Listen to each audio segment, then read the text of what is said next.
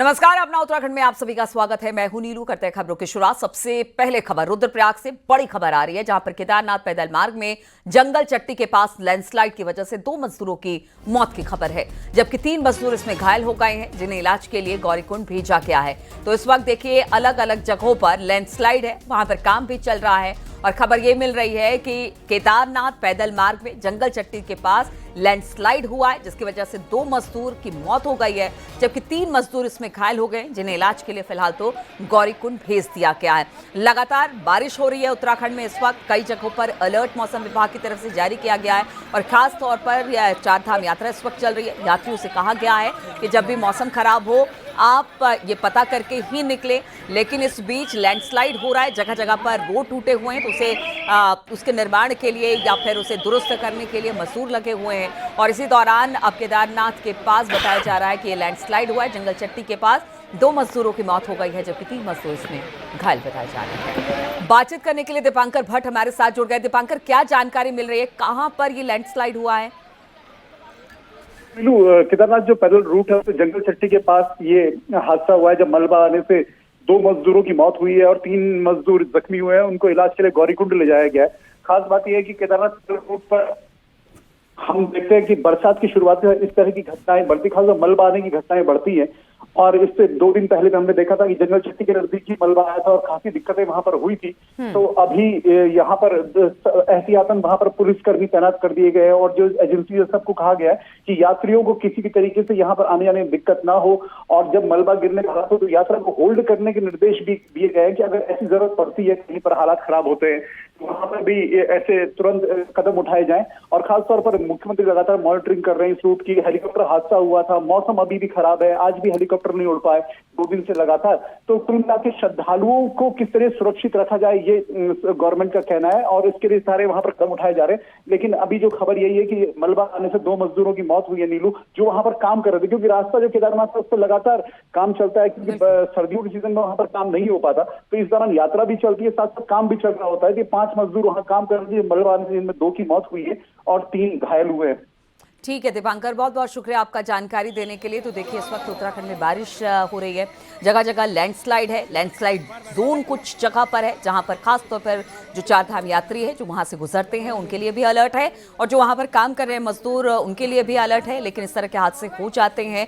अब 3 जो घायल हैं उनको अस्पताल में एडमिट करा दिया गया है। वो इस लैंडस्लाइड की चपेट में आए, जिसमें 2 मजदूरों की मौत की खबर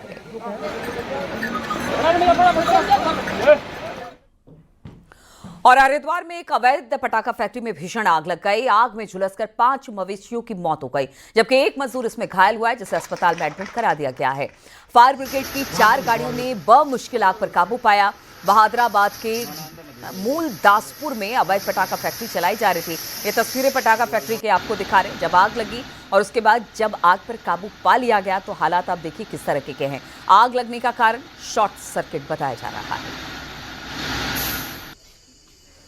और इसमें 5 गायें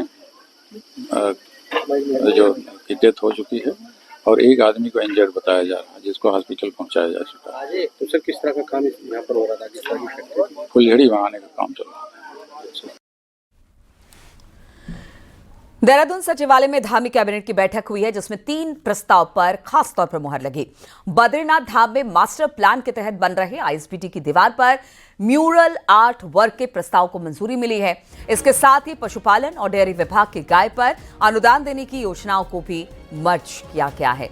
तो आज कैबिनेट की बैठक थी धामी सरकार की, और इसमें 3 ऐसे अहम प्रस्ताव हैं, जिसके तहत हम आपको बता दें कि बद्रीनाथ धाम में मास्टर प्लान के तहत जो आईएसबीटी की दीवार है उस पर म्यूरल आर्ट वर्क के प्रस्ताव को मंजूरी मिल गई है।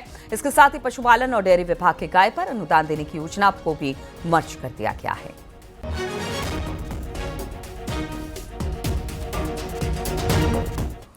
केदार घाटी में लगातार मौसम खराब होने की वजह से केदारनाथ धाम के लिए आज भी हेलीकॉप्टर उड़ान नहीं भर सका है। मंगलवार को भी पूरे दिन एक भी हेली उड़ान नहीं भर सका, जिसकी वजह से मंगलवार को लगभग 900 हेली टिकट कैंसिल किए गए। हेली सेवा के नोडल अधिकारी ने बताया कि मौसम खराब होने की वजह से हेली उड़ान नहीं भर पा रहे हैं और अब मौसम साफ होने का इंतजार किया जा रहा है। देखिए, जिस तरह का हादसा हुआ उसके बाद से एहतियात के तौर पर खास तौर पर कहा गया है कि देखिए, डीजीसीए की तरफ से जब तक मौसम सही नहीं होता है, दुरुस्त नहीं होता है, तब तक कोई भी हेलीकॉप्टर उड़ान नहीं भरेगा। और कल और आज दोनों दिन मौसम खराब है, इसलिए अभी तक कोई भी हेली सेवा वहां से शुरू नहीं हुई है, यानी एक भी हेलीकॉप्टर अब तक उड़ान नहीं भर सका है।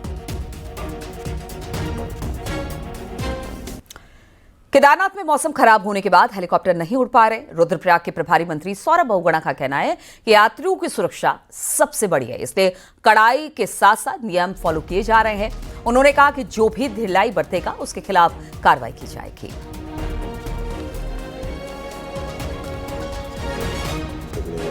बंद भी करी गई थी, पूरा एक इंस्पेक्शन भी हुआ है, पूरी एक जांच भी हो रही है।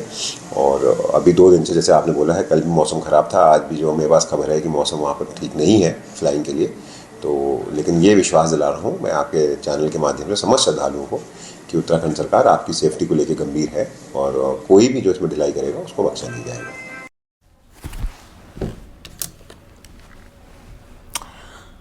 और बात करते हैं उत्तरकाशी की, जहां पर देर रात कैमोरी सांकरी सड़क पर गाड़ी खाई में गिर गई और हादसे में 3 लोग गंभीर रूप से घायल हो गए। सूचना पर पहुंची पुलिस ने घायलों का रेस्क्यू किया है और घायलों को इलाज के लिए अस्पताल में एडमिट करा दिया गया है।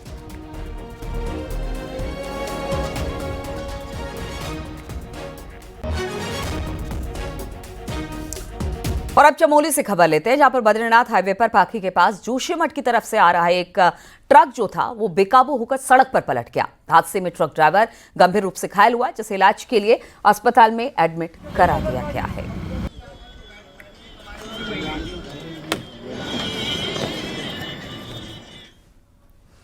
और अब बात मौसम की करें तो उत्तराखंड में आज भी तेज बारिश का येलो अलर्ट है। मौसम विज्ञान केंद्र ने देहरादून, टिहरी, पौड़ी, चमोली, रुद्रप्रयाग, बागेश्वर में बारिश का अलर्ट जारी किया। इसके साथ ही मौसम विज्ञान केंद्र ने पहाड़ों पर सफर करने के दौरान एहतियात बरतने की सलाह लोगों को दी है।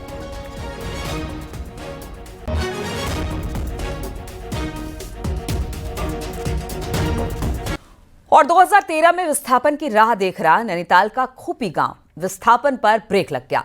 जिन 2 स्थानों पर खूपी को विस्थापित किया जाना था, वो जमीन को भूवैज्ञानिकों ने रिजेक्ट कर दिया, जिससे अब मॉनसून में खूपी पर और ज्यादा संकट लगा हुआ है।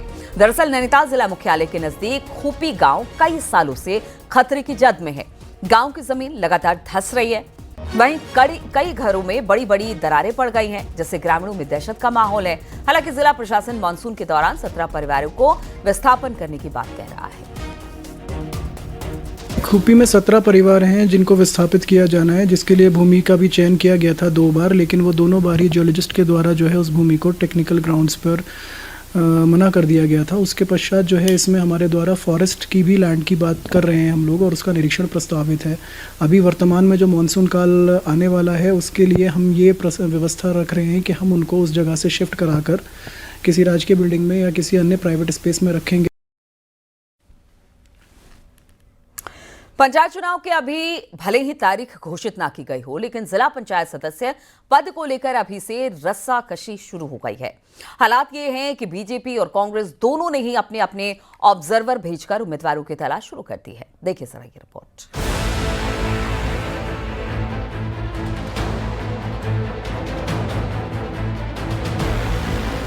उत्तराखंड में जुलाई महीने में पंचायत चुनाव होने जा रहे हैं।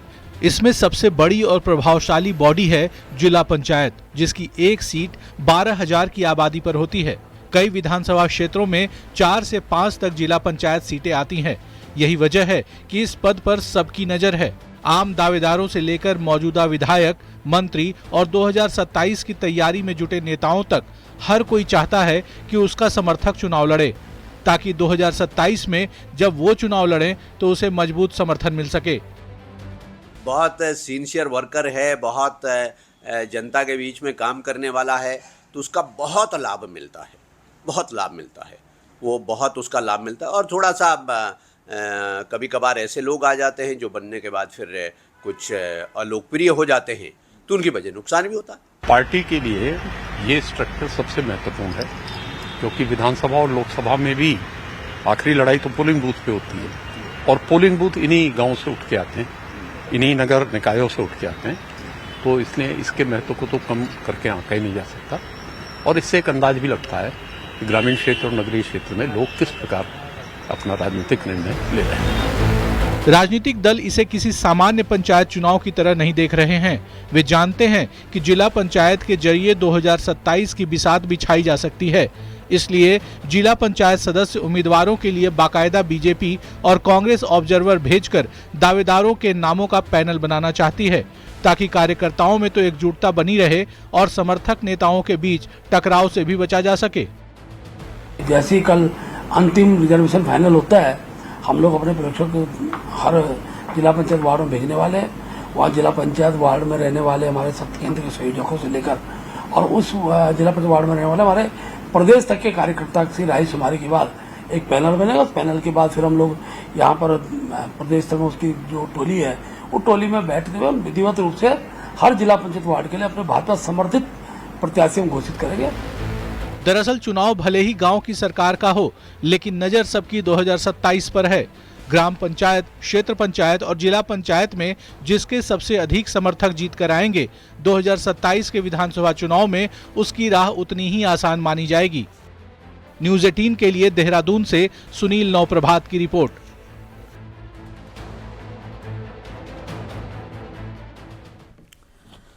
और देहरादून से खबर लेते हैं, जहां पर गुरुवार को राष्ट्रपति द्रौपदी मुर्मू देहरादून दौरे पर आ रही हैं, जिनको लेकर तैयारियां भी की जा रही हैं। गुरुवार शाम राष्ट्रपति मुर्मू देहरादून पहुंचेंगे और फिर 21 जून को अंतर्राष्ट्रीय योग दिवस पर योग करेंगे। देहरादून के पुलिस लाइन में राष्ट्रपति द्रौपदी मुर्मू योग करेंगे। तो योग दिवस पर इस बार उत्तराखंड में राष्ट्रपति रहने वाले हैं, जहां पर वो 21 जून को योग दिवस में शामिल होंगे। उसमें राज्य सरकार द्वारा पूरी तैयारियां की जा चुकी हैं।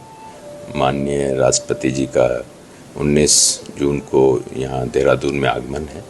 19-20 को रहेंगी, 21 को वो अंतर्राष्ट्रीय योगा दिवस में भी प्रतिभाग करेंगी और उसके पश्चात यहाँ से वापस चली जाएंगी। और चक्राता के त्यूणी थाने का कांग्रेस विधायक प्रीतम सिंह ने सैकड़ों लोगों के साथ घेराव किया और एसएचओ को बर्खास्त करने की मांग की। त्यूणी के थानाध्यक्ष पर सेना के जवान के साथ बीते दिनों मारपीट करने का आरोप है। वहीं थाने के घेराव से पहले प्रदर्शनकारियों ने गेट बाजार से लेकर थाने तक जन आक्रोश रैली निकाली। प्रदर्शनकारियों का कहना है कि एसएचओ के खिलाफ कार्रवाई नहीं होने पर बड़ा आंदोलन किया जाएगा। प्रीतम सिंह मैदान में। और 11 जुलाई से शुरू होने वाले कावड़ यात्रा को लेकर पुलिस प्रशासन अपनी तैयारियों में जुटा है और कावड़ यात्रा को लेकर पुलिस और प्रशासन ने कावड़ पटरी का भी निरीक्षण किया। साथ ही पैदल कावड़ यात्रा के लिए रोड मैप तैयार किया जा रहा है, ताकि कावड़ यात्रा शांतिपूर्ण तरीके से संपन्न हो सके। पुलिस प्रशासन ने अधिकारियों का कहना है कि उत्तर प्रदेश के अधिकारियों के साथ भी बैठक की जाएगी, ताकि शिव भक्तों को कोई परेशानी ना हो पाए। देखिए, कांवड़ एक बड़ा इवेंट है और हरिद्वार जनपद के लिए बहुत चैलेंजिंग भी रहता है, तो उसमें महीनों पहले तैयारियां हो जाती हैं। हम अभी उसी फेज में हैं। पूरी जनपद पुलिस हर एंगल पे इस पे काम करना शुरू कर दिया। जैसे मैंने अपने देहात लेवल पे कांवड़ पटरी का विजिट है, डाइवर्जन प्लान है, कहाँ से हम हाईवे को क्या करेंगे, कहाँ पर असेंबलिंग एरिया होगी डीजे की, तो इन सारे पॉइंट पे हमने बात कर ली। तो हम पूरी तैयारियों के साथ हैं, क्योंकि ये तय है कि कांवड़ यात्री जो श्रद्धालु हैं, जो भोले हैं, उनकी संख्या दिन प्रतिदिन हर साल बढ़ते जा रही है। तो एक चैलेंजिंग के तौर पर हम इसको लेंगे और हमारी तैयारियां फुल फ्लैज मोड में चल रही हैं। नैनीताल में नंदा महोत्सव की तारीख तय हो गई है। 28 अगस्त से नंदा महोत्सव की शुरुआत हो जाएगी, जो 5 सितंबर तक चलेगा। 9 दिनों तक चलने वाले महोत्सव की तैयारी भी शुरू हो चुकी है। नंदा महोत्सव में 9 दिन सांस्कृतिक रंगारंग कार्यक्रम, साथ ही पहाड़ का कल्चर भी देश भर के लोगों को देखने को मिलेगा। आपको बता दें कि मां नंदा को लोग अपनी बेटी की तरह विदा करते हैं और ये देखिए, बहुत सालों के बाद नंदा महोत्सव हो रहा है। और बाकी जगह नंदा राजात बहुत दिनों के बाद हो रहा है। नंदा महोत्सव तो हर साल होता है। बेटी की तरह नंदा माँ की विदाई की जाती है और इस दौरान केले के पेड़ बनती है, जिसमें मां नंदा सुनंदा दोनों को बनाया जाता है और फिर इनकी विदाई की जाती है। 28 अगस्त से 5 सितंबर तक ये महोत्सव चलने वाला है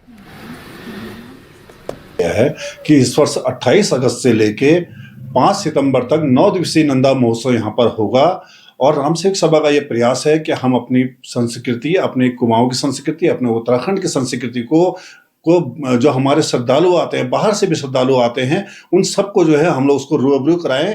और ये लगता है कि हमसे कभी न जाया ही रहे, लेकिन ऐसा संभव नहीं है।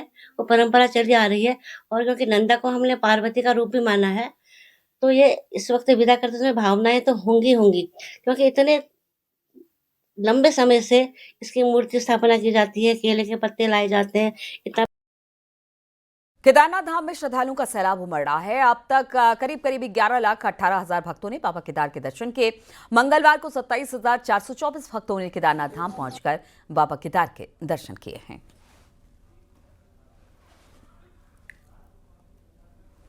बद्रीनाथ धाम में श्रद्धालुओं का तांता लगा हुआ है और बद्रीनाथ धाम में अब तक 8,69,000 यात्री दर्शन कर चुके हैं, जो कि अपने आप में एक बड़ा रिकॉर्ड है। रोजाना 15 से 20,000 तीर्थयात्री भगवान बद्री विशाल के दर्शन करके बद्रीनाथ धाम पहुंच रहे हैं।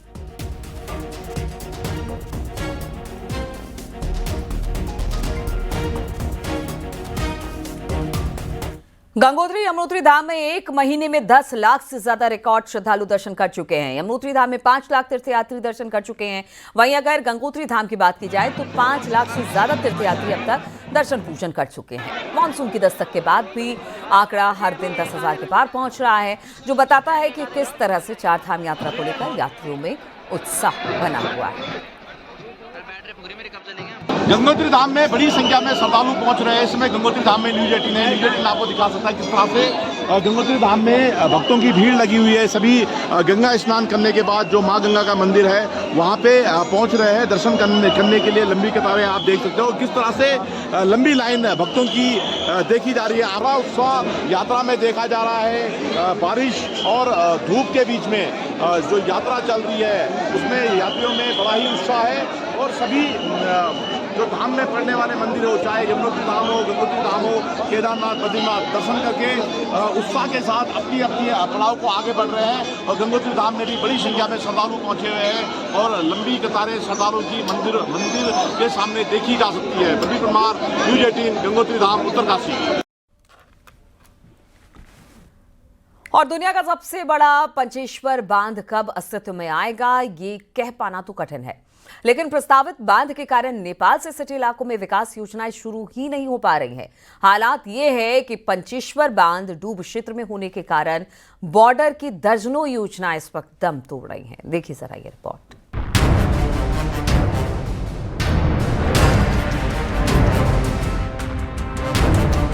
पांच नदियों के संगम पंचेश्वर में दुनिया की सबसे बड़ी जल विद्युत परियोजना प्रस्तावित है। काली नदी में बनने वाली इस परियोजना को लेकर जनसुनवाइयां 2017 में ही पूरी हो गई हैं।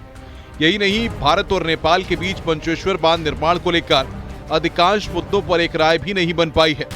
बावजूद इसके मामला रत्ती भर भी आगे नहीं बढ़ा है। परियोजना के अधर में लटकने से बॉर्डर इलाकों में बनने वाली अन्य विकास योजनाओं का पहिया भी पूरी तरह जाम है। के लिए सबसे बड़ी परेशानी का सबब ये हो गया कि वो पंचेश्वर बांध की वजह से वहाँ पे न सड़क है, न वहाँ शिक्षा है, न वहाँ पे स्वास्थ्य है और न वहाँ पे नेटवर्किंग है। तो वहाँ के लोग इस पंचेश्वर बांध के चलते आज 19वीं सदी का जीवन जीने के लिए मजबूर हैं। पंचेश्वर बांध में 134 वर्ग किलोमीटर का इलाका डूबना है।